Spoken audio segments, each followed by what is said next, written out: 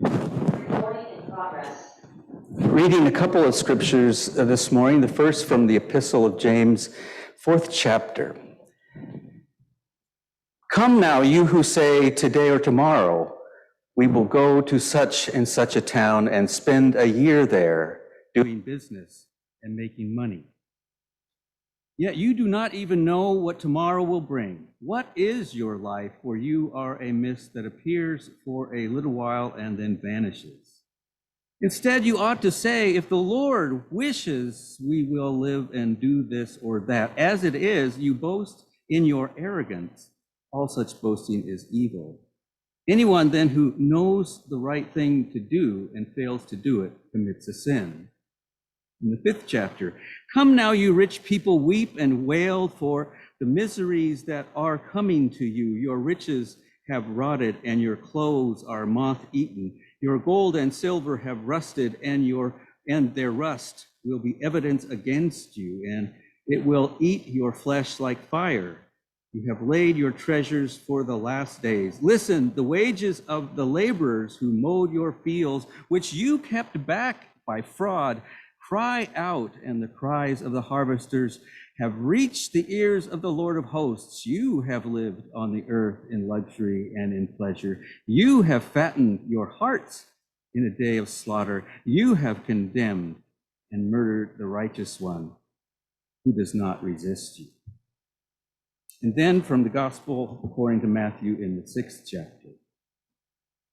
Do not store up for yourselves treasures on earth where moth and rust consume and where thieves break in and steal. But store up for yourselves treasures in heaven where neither moth nor rust consumes and where thieves do not break in and steal.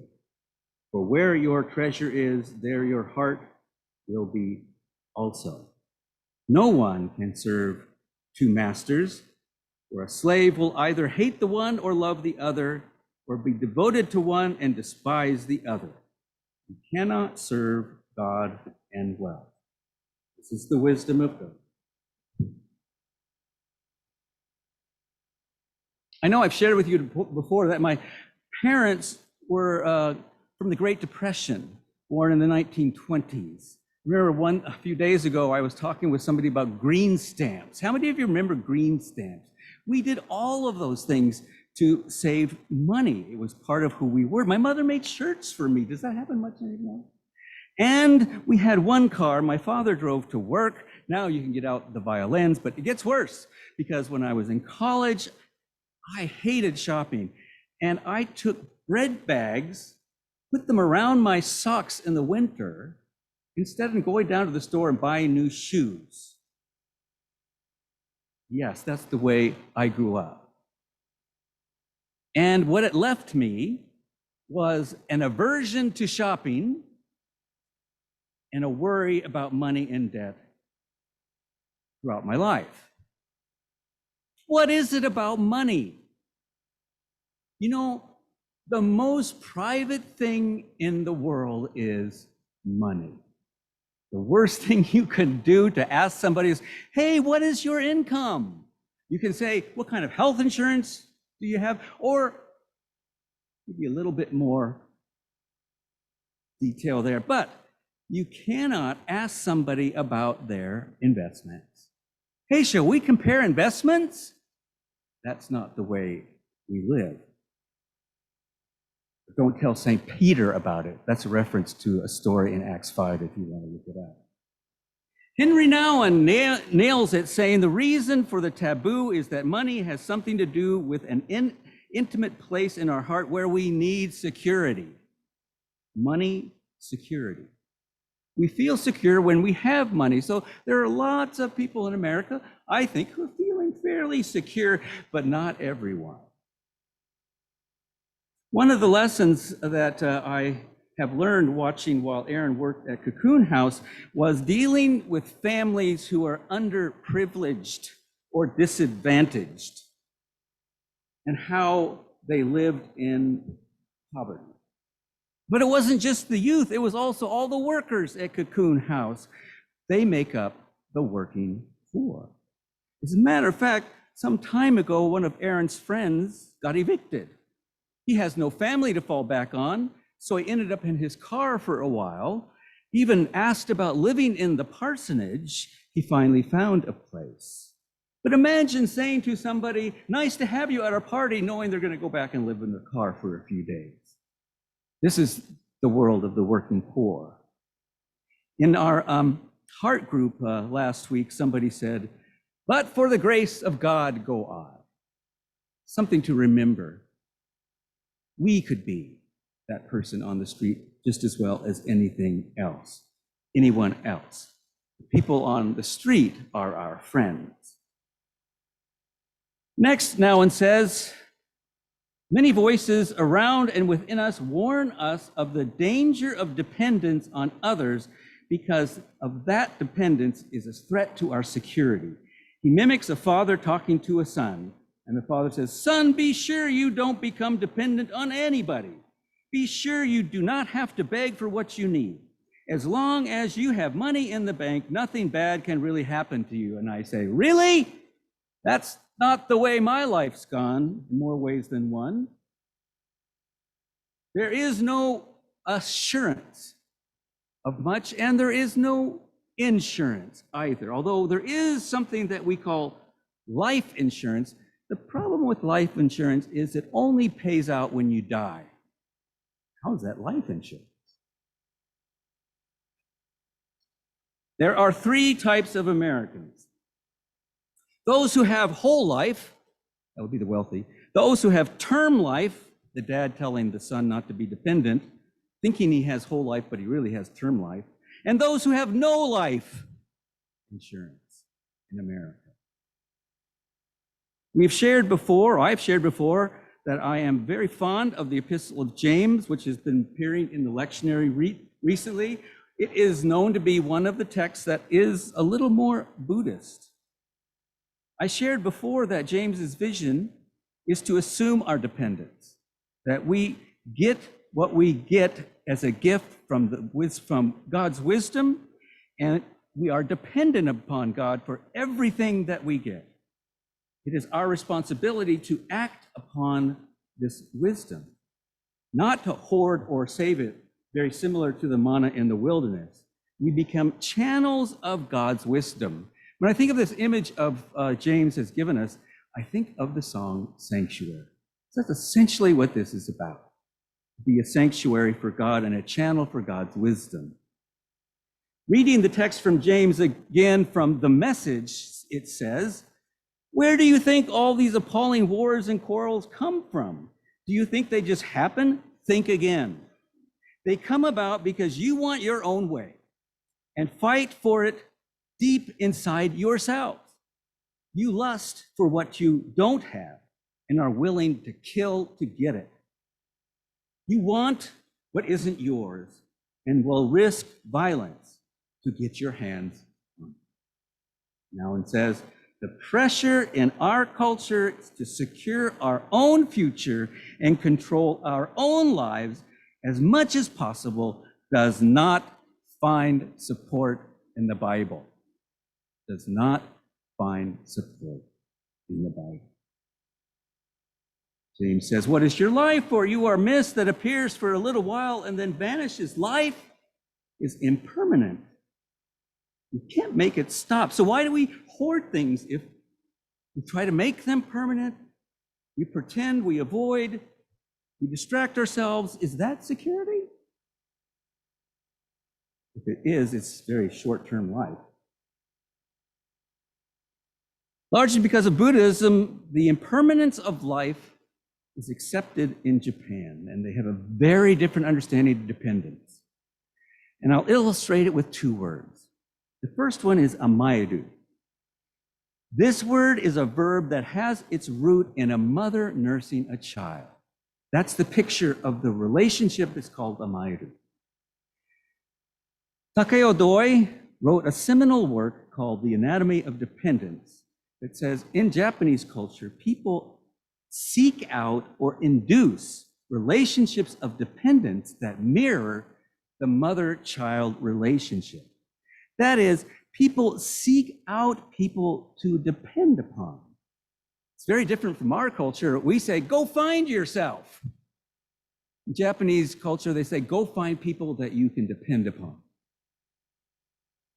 and make connections and relationships. I remember one of my students in Japan, a man named Ogata, he said to me, you shouldn't be here. You should be back home making your family, taking care of your country and all of that. That's part of what Japan's about. Then again, when I went down to Osaka, I stayed with his family. Amaeru. The second word is mamoru, to protect, to gather people in, to gather your tribe in and create communities of dependence, consolidating relationships. That sounds different than our world, doesn't it? The combination of these two ideas, amaeru and mamoru, offers an image of interdependencies. It can be very frustrating to be in a place where everything is interdependent because you don't have as much freedom or rights to do whatever you please. But these interdependencies offer a person's security in their life and stability in the society. I think I would like to move back to Japan now because I kind of like that way of being in the world. The ironic problem is that there are two ways one can visit Japan. One can visit as a person who is a part of a community, or you can go alone. If you go as a community, you are a part of all these webs of dependencies. When I was in Hokkaido, I belonged to the church, the temple, the university, the tea ceremony, the Christian center in Sapporo, all these webs of dependencies, and I was a part. Go without that, and you're nothing but an outsider. This image of relations that I describe about Japan, I think fits better with what James is trying to describe as well, which is even more ironic that the Buddhist culture would have more to do with the Bible than our own. Think about that. Do we realize in our culture how many lonely people there are out there? And I believe the pandemic has accentuated our collective loneliness. It's brought it more to light. It's been around all along. It's part of who we are. The pandemic has just made it worse. Many people feel isolated and alone. People with money and financial security feel alone. Working poor feel alone for different reasons, but all feel alone. In any case, in our culture, we are supposed to take care of our own security. But it wasn't always so. There was a time when communities coalesced around persons who were suffering and in pain, offering care and support. Now, instead of relying on others when we're hurt, we rely on money. But then, if one does seek independence in all things, what happens when things fall apart? There's no one there. Falling apart can happen very easily in our culture. It just takes getting COVID for some people. In the Cedar Crossings, I talked about Henry Nouwen's book, Reaching Out, and he addresses loneliness. And he says that our contemporary culture, based on competitive individualism, is uniquely situated for loneliness to spread like a pandemic. Loneliness in America is a pandemic. We'll call it the Lambda variant. Nouwen writes, we have become so used to this state of anesthesia that we panic when there is nothing or nobody left to distract us. When we have no project to finish, no friend to visit, no book to read, no television to watch, or no record to play.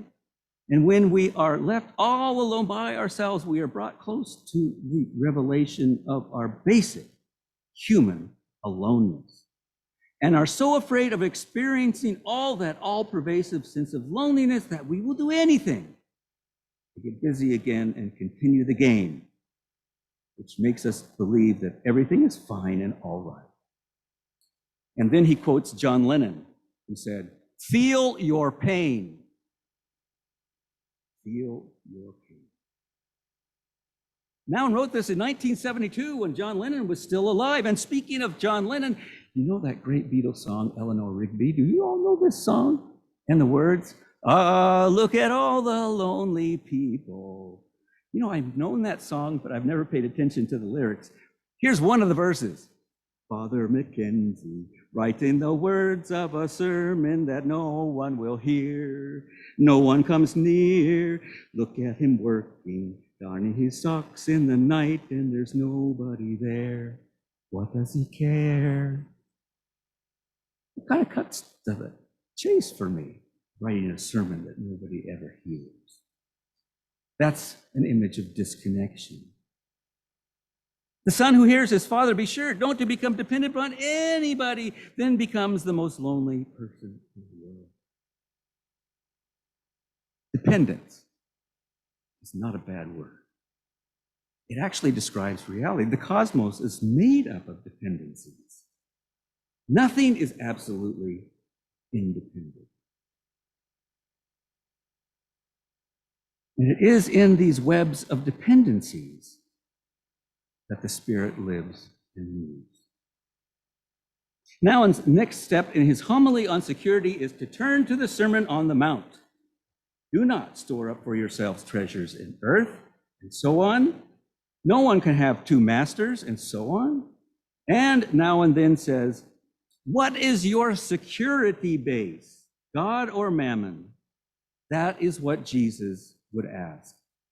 He says that we cannot put our security in God and also in money. We have to make a choice where we want to belong, to the world or to God. Our trust in Jesus counsels, put your security in God. We have to make a choice where we want to belong, to the world or to God. That's Nouwen's most basic point. So, when we support the church, we enter into a countercultural identity, an identity that says, first, we belong to God, and also says we are absolutely dependent on God. From there, we create in the church webs of dependencies that bring security and meaning to people's lives. We give to this web of dependencies to challenge the world and to see Jesus as the way, the truth, and the life. That's stewardship. Last week, I shared that we do not give just to the institution, we give to the mission and the vision of the church. Today, I say we give to webs of dependencies in the church that bring wholeness and life and can heal our loneliness. The church exists to offer a different vision of life and meaning. A vision that assails absolute independence and trust in money. A vision that laments all lonely people. A vision that sees the impermanence of life. A vision that knows that compassion is bigger than want. A vision in which love binds people into a dynamic security. A vision that nurtures, serves, and enlightens people, and embraces and includes. I think I want to end on a little bit more of a positive note than Eleanor Rigby. There is one more song that I remembered that talks about loneliness from my past. It's from a band called America. Does anybody remember America? And the song is, "This is for all the lonely people, thinking that life has passed them by. Don't give up until you drink from the silver cup and ride that highway in the sky. Well, we're on our way, yes, we're on our way back home. That is our hope."